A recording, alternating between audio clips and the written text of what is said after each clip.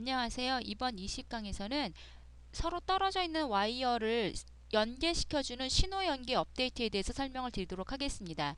여러분들이 일렉트리컬에서 도면을 작성을 하시다가 보면 각각의 도면에서 이 부분 같은 경우 지금 샘플 1 같은 경우에도 여기서 지금 와이어가 끊어져 있는데요. 이 와이어가 연계되어 있는 게 다음 도면에서 연계가 되죠. 그 다음에 마찬가지로 이 앞부분도 이 도면에서 시작을 할 수도 있겠지만 이전 도면에서 연계되어 있는 경우들도 있으세요. 그래서 이제 그러한 부분을 일렉트리컬에서 신호 연계라고 하는데요. 그 부분에 대해서 설명을 드리도록 하겠습니다. 그래서 제가 다른 도면을 작성을 할 수도 있겠지만 자, 이 세 개의 와이어와 연결되는 와이어를 그냥 제가 다중 와이어로 해서 같은 도면에다가 잠깐 그려보도록 하겠습니다. 그래서 제가 위쪽에다가 잠깐 삼상을 하나 그려보는데 똑같이 그냥 레드 컬러의 와이어로 3개를 부여를 해보도록 하겠습니다. 그런데 요 맨 위에 있는 레드 컬러와 첫 번째 와이어가 연계가 될 거고요. 그 다음 블루하고 두 번째, 그 다음에 그린하고 세 번째가 연계가 될 건데 그래서 동일한 와이어가 될 텐데 제가 여기에 와이어 번호를 먼저 잠깐 삽입을 해보도록 하겠습니다. 그래서 제가 그냥 순차로 해서 개별 와이어로 하는데 개별 와이어로서 3개의 와이어를 부여를 해보면 이 3개의 와이어는 지금 다 보시는 것처럼 레드 컬러에 포함이 되어 있기 때문에 기존의 19강에서 지정한 그 와이어 도면층에 의해서 R5, R6, R7으로 와이어 번호가 부여가 되죠. 그런데 이 3개의 와이어와 이 아래쪽에 있는 지금 제가 새로 그린 게 연계가 되면 이 와이어 번호가 위쪽에 있는 와이어 번호로 자동 부여가 되는데 그것까지 자동으로 업데이트 되는 내용을 한번 확인을 해보도록 하겠습니다. 자, 이렇게 와이어를 연결하시는 방법은 그 소스와 대상으로 나뉘는데요. 소스가 와이어가 나가는 부분이고 대상은 받는 부분입니다. 그러니까 지금 여기서 보시면 R2, S2, T2가 소스가 될 거고요. 그 다음에 R5, 6, 7이 대상이 될 거예요. 먼저 소스 화살표를 먼저 부여를 해보도록 하겠습니다. 그래서 R2를 먼저 부여를 할 건데 그래서 R2 와이어의 끝부분을 선택을 해주시면 되고요. 그 다음 여기서 코드를 부여를 하시게 되는데 이 코드가 소스 신호와 대상 신호를 연결시켜주는 매개체 역할을 해주는 게 이 코드입니다. 그러니까 여러분들이 부여를 해주실 적에 알아보실 수 있는 코드 값으로 주시면 되는데 저는 지금 S니까 일단 S-1으로 주고 그 다음에 설명은 이 여러분들이 이 와이어 연결되는 부분에 어떤 디스크립션을 넣어주길 원하시는 경우에 여기에다 설명에 넣어주시면 되는데요. 저는 여기다가 24 VDC 파워라인이라고 넣어보도록 하겠습니다. 그래서 여기에 제가 파워라인이라고 입력을 해주고 그 다음에 확인해 주시게 되는데 여기에 보시면 신호 화살표 스타일이라고 해서 이 신호 연계 써주시는 모양을 여러분들이 지정을 해 주실 수가 있는데요. 지금 보시는 것처럼 다양한 형태의 그래픽을 진행을 해드립니다. 그래서 4번까지는 프로그램에서 기본적으로 제공해 드리는 타입이고요.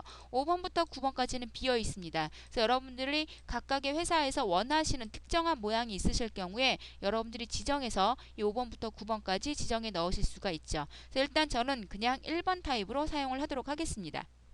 그래서 1번으로 지정을 해주고 자 확인해 주시게 되면 지금 보시는 것처럼 R2 와이어 번호가 다시 한번 나오고 그 다음에 24 VDC 파워라인이라고 나오죠. 자 이번에 일치하는 대상 화살표를 지금 삽입하시겠습니까? 라고 나오는데요. 이 와이어와 연결되는 와이어 대상 신호를 지금 넣겠냐고 물어보는 겁니다. 그래서 같은 도면에 있으시면 확인하셔서 연결시켜 주시면 되고요.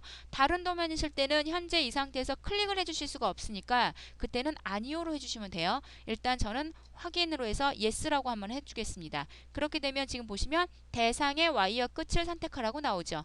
그리고 코드는 S-1입니다. 제가 아까 S-1으로 넣었었어요. 그래서 이 R2와 R5를 연결을 시켜줄 거거든요. 그래서 제가 R5를 지정을 해주면 와이어 번호가 자동으로 R2로 바뀌죠.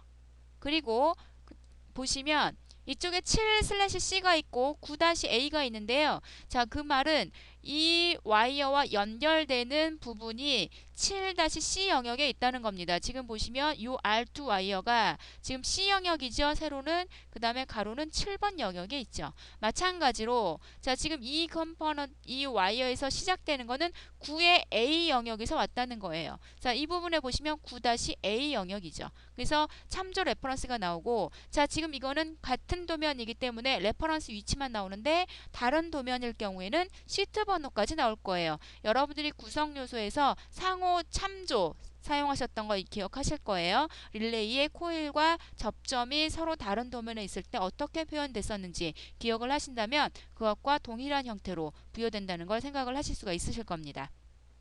자, 이번에는 S2 와이어를 연결을 시켜 볼 건데요. 지금 보시면 와이어 특성 자체가 다르죠. 제가 이 부분에 대해서 블루 칼라 레이어로 안 바꿔줬습니다. 자, 같은 방법으로 소스를 대상을 지정을 해주고 그 다음에 코드는 요번에는 S-2라고 줘보도록 하겠습니다. 그래서 S-2라고 주고 그 다음에 설명은 요번엔 안 넣겠습니다. 그래서 확인해서 넣어주면 자, 삽입하겠냐고 나오는데요. 이번에는 아니요라고 하겠습니다. 다른 도면에 있다라고 가정을 하시면 아니요라고 해서 선택을 하실 수가 없게끔 되죠. 자, 이렇게 해서 그러면 여기에 선택이 안 되어 있는데 여기에 선택을 하시려면 이제 대상 화살표를 따로 넣어 주셔야 되죠. 그래서 소스 화살표에 있는 부분에 보시면 대상 화살표를 이용을 하셔서 자, 연결되는 위치가 여기에요. 그러면 얘와 연결되는 소스가 어떤 건지 코드를 주셔야 되는데 자, 연결되는 이 코드에 제가 아까 S-2라고 넣었었죠. 여러분들이 키인을 해주셔도 되고요. 아니면 가장 최근에 썼던 코드를 선택을 해주시게 되면 소스 대상 소스 나오죠. 그래서 이미 쌍으로 되어 있는 애들은 필요가 없으니까 쌍이 아닌 항목 표시해주면 대상이 없는 소스 신호만 나오겠죠. 자, 이것과 연결을 시켜줄 거예요. 그래서 확인해 주시면 바로 연결이 되면서 이 부분에도 지금 보시면 연결된 와이어 도면층과 일치하지 않다고 나오죠. 왜냐하면 얘는 블루 도면층이었고 지금 제가 그린 건 레드로 그렸기 때문이에요. 그래서 업데이트 하겠다라고 해주시면 지금 보시는 것처럼 와이어의 속성까지 자동으로 바꿔주시는 걸 확인을 하실 수가 있습니다. 자, 이번에 제가 오토캐드에 있는 무브 명령을 이용을 해서요. 제가 그린 요 세 개의 와이어를 위치를 제가 임의로 바꿔보도록 하겠습니다. 그래서 제가 어느 위치로 바꿀 거냐면 이 영역으로 바꾸도록 하겠습니다. 자, 이렇게 바꾸면 문제는 뭐가 되냐면요. 이 부분에 이 와이어와 연결되는 게 7C 영역에 있다고 했죠. 그러면 제가 7C 영역을 찾아보겠죠. 그런데 여기에 연결된 와이어가 없습니다. 그러면 이 레퍼런스 위치가 바뀌어야 되겠죠. 업데이트를 하셔야 되는데 자, 이제 이 부분이 업데이트를 한번 해보도록 하겠습니다.